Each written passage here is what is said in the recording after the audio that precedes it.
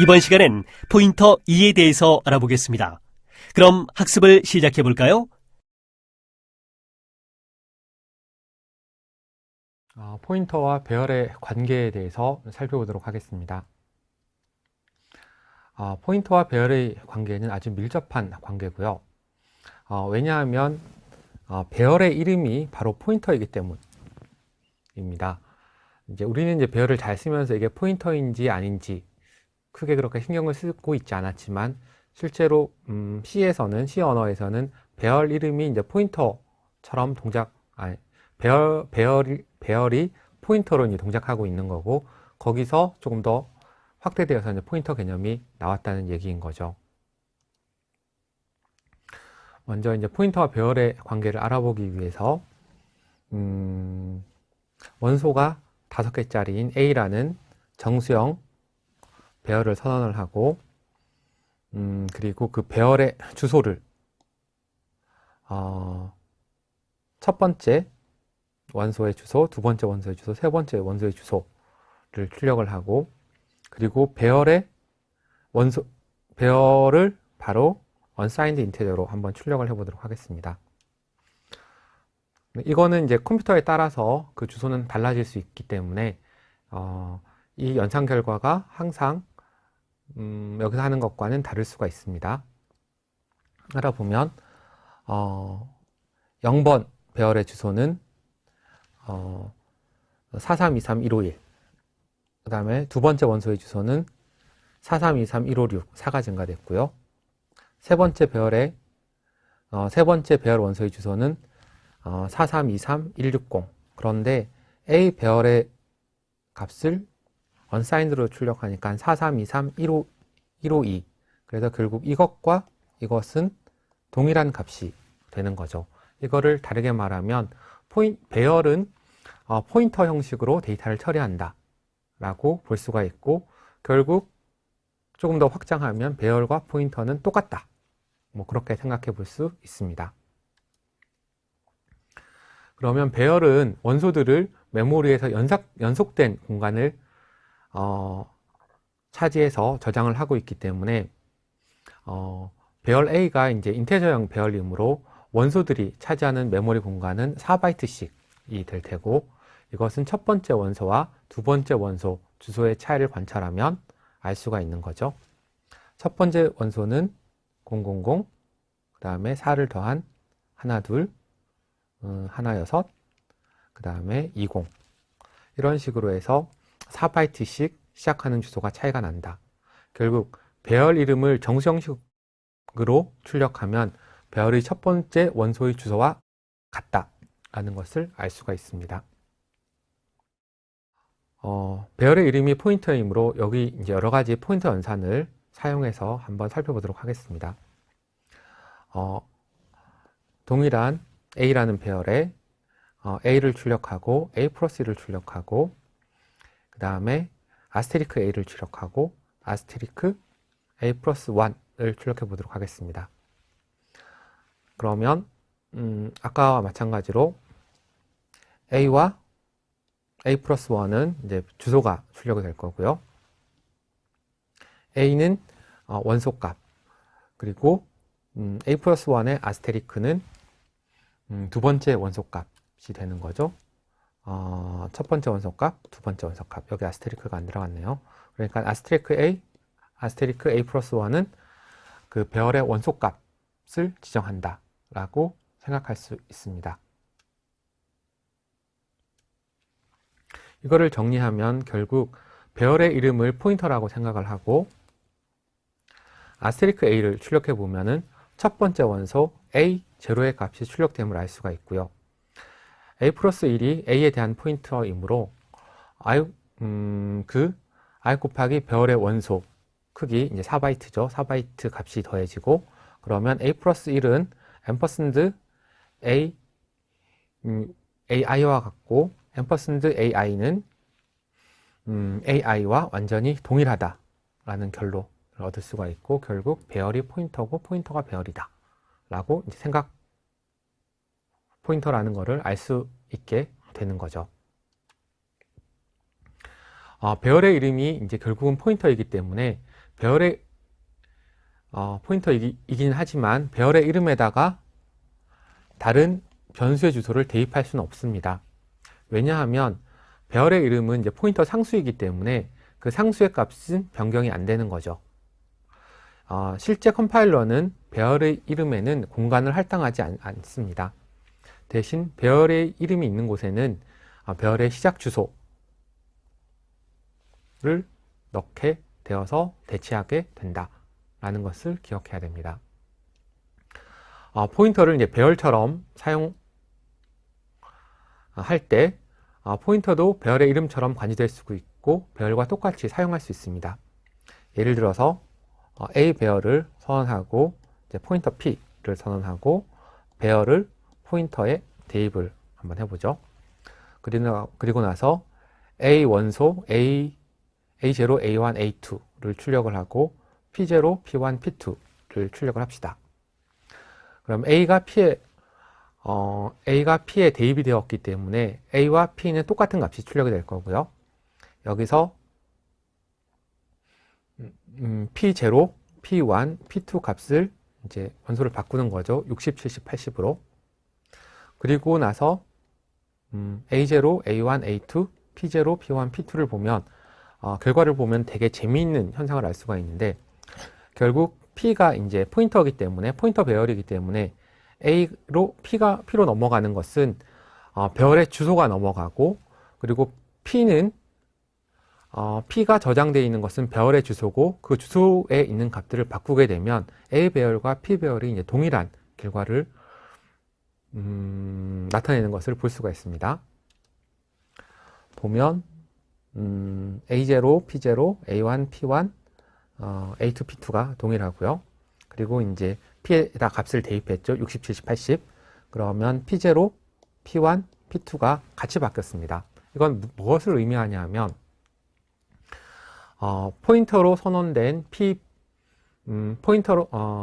아스테리크 P에다가 A 배열을 대입하게 되면 결국 P가 가지고 있는 것은 배열이긴 하지만 결국 그 값은 A 배열의 값과 동일한 값을 사용하고 있기 때문에 그 내부의 값들이 바뀐다 라고 생각하는 것이 제일 좋고요. 결국 좀 정리를 하면 포인터 배열도 이름처럼 관리될 수가 있고 배열과 똑같이 사용될 수 있다 라는 것을 본 예제가 되겠습니다. 그런데 왜 그냥 인덱스를 사용하지 않고 포인터를 통해서 이제 배열의 원소를 참조하는 걸까? 이게 과연 좋은 방법일까? 라고 생각해 볼 수 있는데 배열의 원소들은 이제 메모리에서 연속적인 주소를 할당받기 때문에 포인터 증가 연산을 통해서 빠르게 전체 원소에 접근할 수 있습니다. 우리가 이전에 이제 배열을 배울 때 반복문을 사용해서 그 값들을 읽고 쓰고 처리를 했었는데 그렇게 하지 않고 포인터를 사용하게 되면 좀 더 반복문 쓰지 않고 간단하게 처리할 수 있는 장점을 가지게 되는 거죠. 포인터를 사용해서 원소들을 이제 거꾸로 출력하는 예제를 살펴보겠습니다.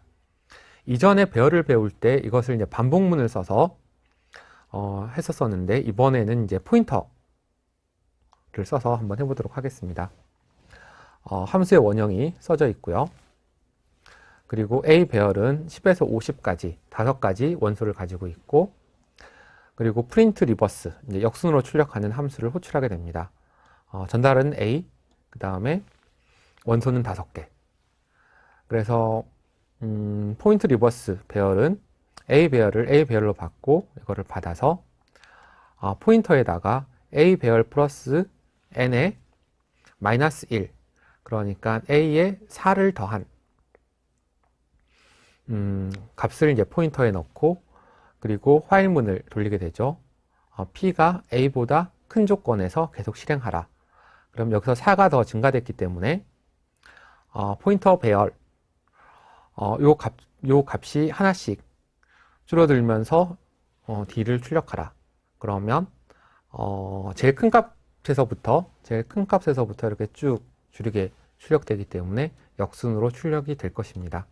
그래서 50, 40, 30, 20, 10 이렇게 해서 포인터를 이용해서도 이전에 했던 포문을 이용한 방법이 아닌 원소의 순서를 이용한 방법이 아닌 포인터를 이용해서도 배열을 액세스하고 관리할 수 있다는 것을 알게 되었습니다. 포인터와 함수에 대해서 살펴보도록 하겠습니다. 함수 호출 시 이제 인수 전달하는 방식은 두 가지가 있죠. 값에 의한 호출과 이제 참조에 의한 호출 두 가지가 있는데, 기본적으로 C에서는 값에 의한 호출을 지원을 하게 됩니다. 이 값에 의한 호출에서는 이제 복사본, 카피본이 전달되기 때문에 그 값이 변경되더라도 실제 호출 전 값은 바뀌지 않는 그런 현상이 생기게 되죠. 그런데 이제 참조에 의한 호출인 경우에는 원본 데이터가 전달되기 때문에 참조에 의한 호출에서 값이 바뀌게 되면 원본 데이터가 바뀌었기 때문에 나머지 그 지역 함수 내에서 바뀌더라도 메인 함수 내에서도 바뀐 값을 알게 됩니다. 결국 이것은 포인터를 이용해서 간접 구현이 가능하다는 것을 얘기하는 거죠. 보통 이제 수합함수는 기본적으로 a와 b 두 개의 값이 들어가면 이 두 개의 값의 위치가 아니라 두 개의 값의 변수 a에 들어가 있는 값과 변수 b에 들어가 있는 값을 교환하는 게 됩니다. 그러니까 a와 b에 10이 있고 20이 있으면 수합함수를 통과하면 a에는 20이 들어가고 b에는 10이 들어가는 이런 구조. 두 변수 값을 교환하는 것을 이제 수합함수라고 일반적으로 얘기하거든요. 수합함수를 이용해서 값에 의한 호출을 설명하도록 하겠습니다. 먼저 A에는 100으로 초기화되어 있고 B는 200으로 초기화되어 있죠. 그리고 나서 A 값과 B 값을 출력을 합니다. 그리고 이제 수합함수를 호출하죠. 수합함수에서는 A와 B가 이제 매개 변수로 들어가게 되죠. 여기에서 X 값과 Y 값, 이제 A와 이제 B 값을 출력하고, 그 다음에 X를 템프에 넣고 Y를 X에 넣고 템프를 Y에 넣으면 X와 Y 값이 교환되거든요. 여기서 다시 이제 X하고 Y 값을 출력하게 되죠. 그리고 들어가서 수합함수가 끝나면 다시 이제 printf 문이 실행이 되어서 A와 B 값을 출력하게 됩니다. 이 출력 결과를 보면 호출하기 전에는 A가 100이었고 B가 200이었죠. 그리고 이제 수합함수를 호출해서 수합함수 내에서 처음에 교환하기 전에는 이제 100, 200 그대로 되어 있었고, 수합함수 내에서 두 매개 변수 값이 교환되어 있기 때문에 200, 100이죠. 그리고 다시 이제 메인 함수로 돌아와서 A와 B를 출력하면 100, 200.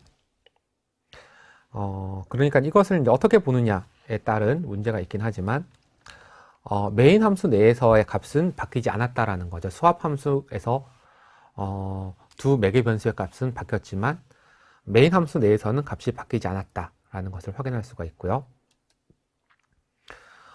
결국 이것은 이제 수합 함수 내에서 x와 y 값이 바뀌었지만 메인 함수 내에서는 교환되지 않았다. 왜 그럴까요? 이것은 C 언어에서는 기본적으로 지원하는 것들이 값에 의한 호출이기 때문에 호출 함수 내에서 값이 바뀐다 하더라도 그것은 값이 전달되는 것이지 원본 자체의 A 값과 B 값 자체가 바뀌는 것이 아닌 거죠. 그렇기 때문에 A, B 값은 그대로 유지되고 X하고 Y 값이 서로 교환됐고, 교환된다 하더라도 A, B 값은 그대로 존재하기 때문에 원본에는 전혀 영향을 끼치지 못하는 그런 경우가 되는 겁니다. 그러면 이제 참조에 의한 호출을 살펴보도록 하겠습니다. 참조에 의한 호출은 아까 얘기한 것처럼 원본이 전달되는 방식입니다. 변수의 원본이 이제 전달되기 때문에 호출된 함수 안에서 매개 변수 값이 수정되면 원래 변수 값도 똑같이 이제 수정되게 되는 거죠. 값에 의한 호출이 부작용을 막는 안전한 방법이기 때문에, 그러니까 원본이 유지되는 원본이 유지되기 때문에 안전한 방법이라고 얘기를 하고 있고 많이 사용되지만 가끔씩 참조에 의한 호출이 필요한 경우가 있습니다. 참조에 의한 호출 예제를 한번 살펴보도록 하겠습니다.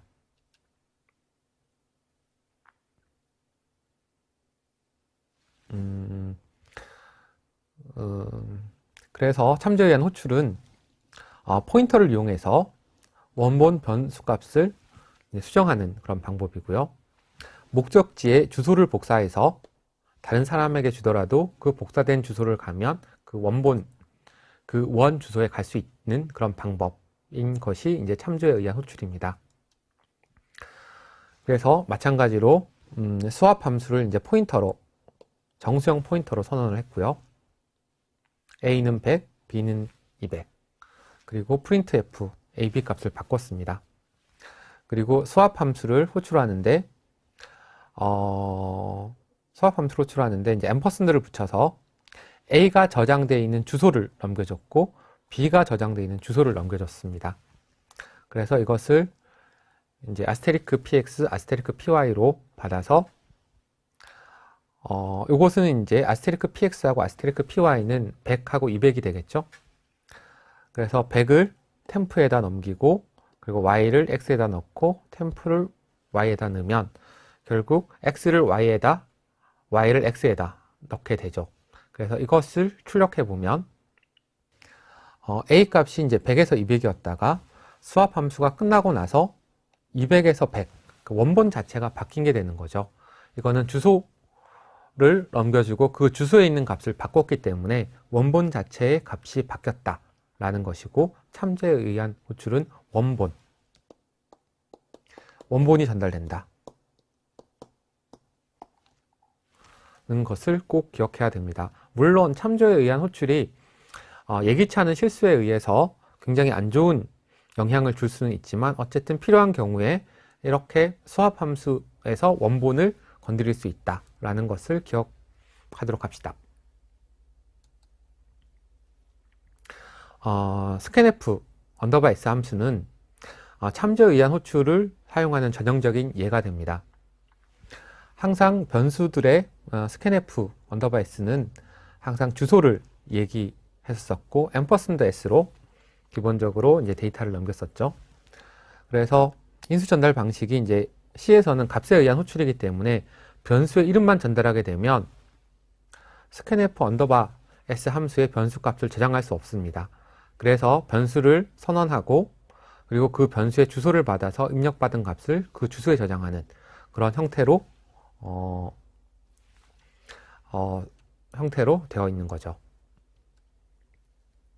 만약 프로그래머가 이제 포인터를 통해서 원본의 변수 값을 변경되지 않도록 지정해야 된다면 이제 const 형으로 지정해서 선언해서 원본 값이 변경되지 않도록 하고 선언하면 됩니다.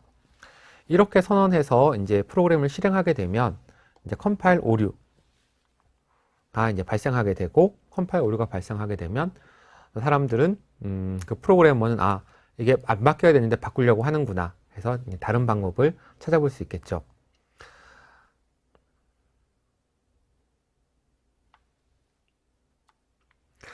그리고 이제 배열의 이제 매개 변수에 대해서 살펴보도록 하겠습니다. 배열은 자동으로 이제 참조를 이제 함수에 전달하게 되는데 배열을 함수의 인수라는 거는 이 함수의 매개 변수를 받는 값을 이렇게 넘기는 거죠. 인수로 주면 자동으로 이제 배열의 값이 전달되는 것이 아니라 주소가 전달됩니다. 결국 이제 그 값들이 너무 크기 때문에 뭐 그렇다라고 생각할 수가 있고요. 결국 함수에 선언된 배열의 매개 변수는 이것 자체가 이제 포인터다 라고 이제 생각할 수 있습니다. 배열을 함수에 전달하려면 배열의 이름만 함수로 전달하면 되고요. 배열의 이름 자체가 이제 포인터이기 때문에 실제 함수로 전달되는 것은 배열이 아니라 배열의 주소가 되는 거죠. 그래서 호출되는 sub 함수의 매개 변수 b는 배열을 가리키는 포인터처럼 동작을 하게 되고, 이 B를 통해서 이제 배열 원소에 접근을 하면 배열 A의 원소, 그러니까 원본을 접근하게 되는 결과를 얻게 됩니다. C에서는 자동으로 이제 참조를 이용해서 배열을 함수로 전달하기 때문에 호출된 함수에서는 원래 배열의 원소를 변경할 수 있습니다. 배열이 시작되는 주소를 알고 있기 때문에 배열이 어디에 저장되어 있는지 알고 있는 셈이고, 그렇기 때문에 배열의 위치를 쉽게 계산이 가능하죠. 그래서 호출된 함수에서 배열의 원소를 변경하면 원본 배열이 변경된다. 그러니까 원본이 전달된다 라고 생각할 수 있습니다. 예를 들어 보죠. A 배열 1, 2, 3인 원소가 1, 2, 3인 1차원 원소를 3개 가진 배열을 선언하고, 그리고 이것을 출력을 합니다. 그리고 sub A, sub 함수를 호출하게 되죠. 그러면 이거는 매개 변수를 배열로 사용하고 매개 변수는 3이 되죠. 여기서 B 배열의 첫 번째, 두 번째, 세 번째 원소를 4, 5, 6으로 변경을 하죠. 변경을 하고 나서 A0, A1, A2 값을 출력을 해보면 예상했던 바와 같이 sub 함수에서 B0, B1, B2 값을 바꿨는데 A0, A1, A2 값이 바뀐 것을 확인할 수가 있습니다. 이것은 결국 함수의 매개 변수에 대해서 배열을 전달하게 되면 원본의 주소가 전달되어서 원본 값이 바뀐다 라는 설명을 뒷받침하는 것이라고 생각하면 좋겠습니다. 포인터를 사용해서 이제 값들을 반환할 수가 있는데, 지금까지 함수의 인수는 포인터를 받는 형태였으나 함수의 반환값으로 포인터를 사용할 수 있습니다. 그리고 이때 이제 함수가 종료되더라도 남아있는 기억 장소의 변수를 반환해야 되죠. 이 경우 이제 지역 변수의 경우는 함수가 종료되면 또는 그 블락이 끝나면 저장 공간이 사라지기 때문에 지역 변수의 주소로 반환하면 안 되고 전역 변수, 스태틱이나 엑스터널로 선언된 변수의 주소로 반환해야 되겠습니다. 포인터 사용의 장점에 대해서 살펴보도록 하겠습니다. 포인터를 사용해서 이제 연결 리스트나 이진트리 등의 향상된 자료 구조들을 만들 수 있습니다. 여기서 연결 리스트라고 하는 것은 각 원소들이 있고 그 원소들의 넥스트가 어디에 있는지 있는 그런 자료 구조를 얘기하는 거죠. 결국 포인터가 데이터가 저장된 곳을 가리킬 수 있기 때문에 이런 각 원소들을 연결되는 구조로 연결 리스트, 링크드 리스트를 만들 수가 있습니다. 결국 어떤 그 값들을 줄로 된 상자라고 생각하고, 그리고 주소를 적어서 그 다음 데이터를 지시하는 형태를 이제 포인터로 구현할 수가 있고요. 결국 연결 리스트는 데이터를 한 군데 모아두는 것을 포기하고 여러 군데 흩어져 있지만 연결 리스트의 개념을 이용해서 항상 연속적인, 어디나 존재할 수 있지만 흩어져 있는 데이터를 연속적으로 이어진 것처럼 사용하는 구조가 됩니다. 대신 배열 같은 경우는 메모리에서 연속적인 위치를 차지해서 정수는 4바이트, 문자형은 1바이트, 더블형은 8바이트로 넘어가면서 값을 계산할 수가 있는 데 비해서 연결 리스트는 물리적으로 흩어져 있더라도 그 각 데이터들이 이어져 있는 것처럼 동작하게 할 수 있다라는 것이 되죠. 그래서 데이터들 사이의 순서를 유지하기 위해서 앞의 데이터는 뒤의 데이터를 가지는 어떤 줄을 가지게 됩니다. 앞의 데이터에서 다음 데이터를 찾아가려면 줄을 따라가면 되는데 이것은 줄이 아니라 주소를 나타내고 있는 거죠. 연결 리스트는 이런 식으로 물리적으로 흩어져 있는 자료들을 연결하여 하나로 묶는 방식의 데이터고, 이렇게 연결하는 것들을 포인터로 구현할 수 있습니다. 그리고 이제 프로세서를 사용하는 이제 인베디드 시스템에서는 포인터를 이용해서 이제 메모리 매핑 하드웨어 또는 이제 메모리 맵을 이용해서 이제 하드웨어를 직접 컨트롤할 수가 있는데, 메모리 매핑 하드웨어란 메모리처럼 접근할 수 있는 하드웨어 장치를 의미하는 거죠.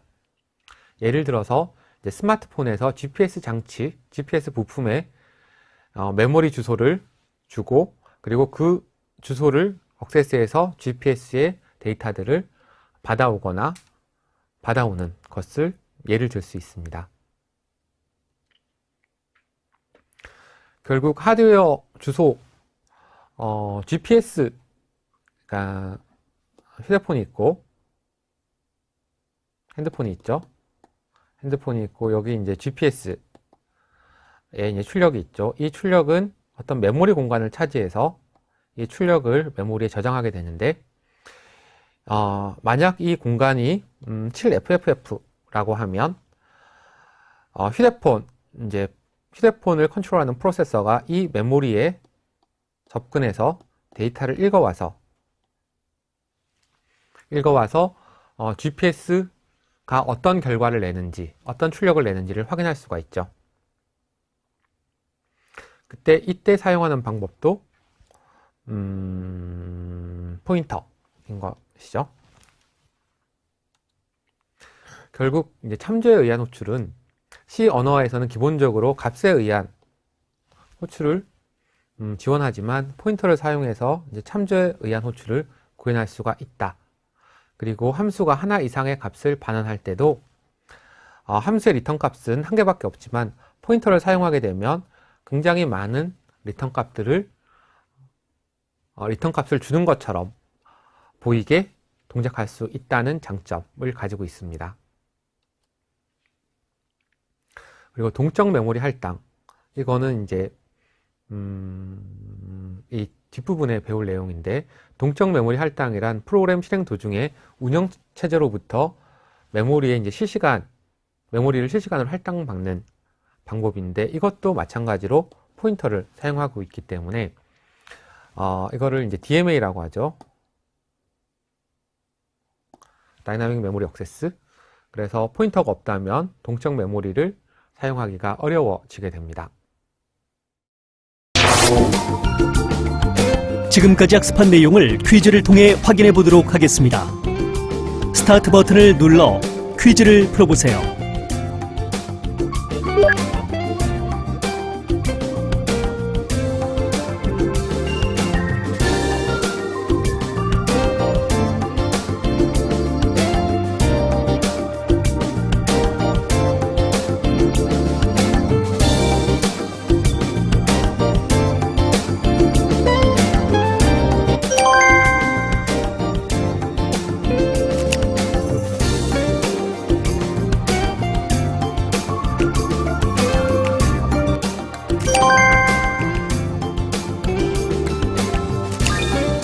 오늘 학습한 내용을 복습하며 정리하는 시간입니다.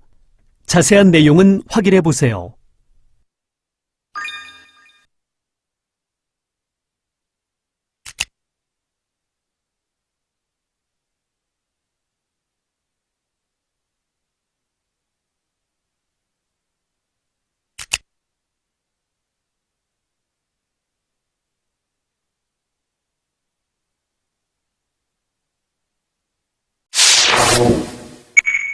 수고하셨습니다.